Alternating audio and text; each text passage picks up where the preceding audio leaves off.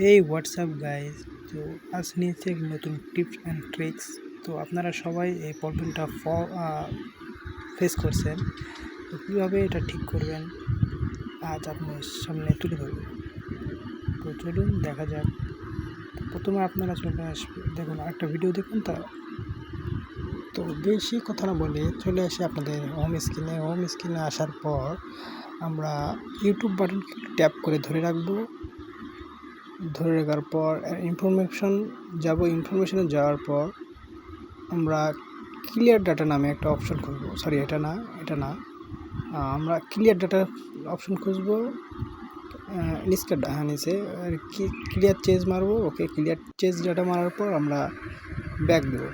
Back দেওয়ার পর আমরা ইউটিউবে চলে আসবো। ইউটিউবে আসার পর যে ভিডিওটি হচ্ছিল না তা পুনরায় প্লে করবো। প্লে করার পর দেখতে পাচ্ছেন আপনাদের সামনে ভিডিওটি শুরু হয়েছে। ওকে, ধন্যবাদ, থ্যাংক ইউ ভেরি মাচ।